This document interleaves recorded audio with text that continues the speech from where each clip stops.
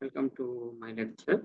Today we are going to solve one problem is related to the Olympiad math, and we'll discuss about some trick on these problems.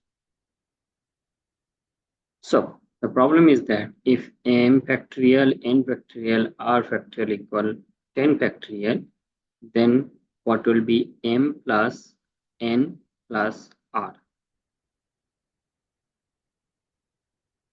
So we will try to find the combination of m, n, and r, and then we'll find the sum of those numbers. So what is m, n, r as a triplet, so that their factorials product will be 10, and then we'll try to find m plus n plus r.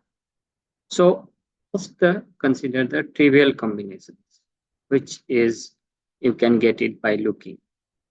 So recall here, we know that 0 factorial is equal 1, and also 1 factorial is equal 1.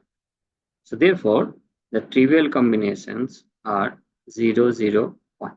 Because 0 factorial, 10 factorial will be equal to 10 factorial. And so the sum will be 10. Next combination is 0, 1, and 10.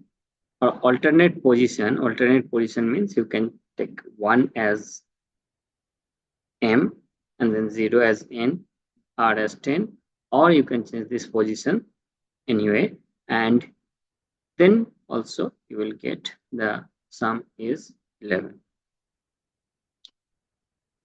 Third one is 1, 1, and 10.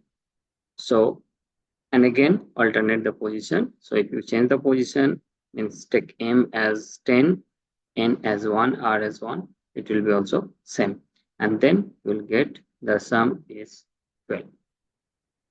So this is a trivial combinations, and all three combinations are odds.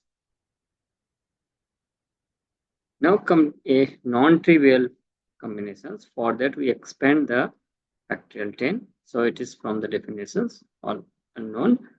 So in this factor, we see that the 7 is the largest prime number.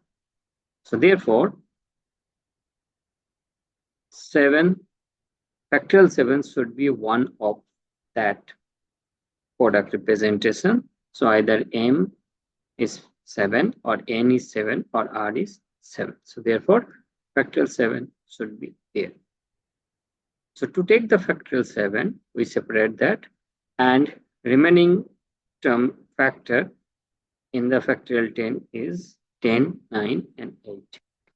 So therefore, the other factors should be less than equal 6.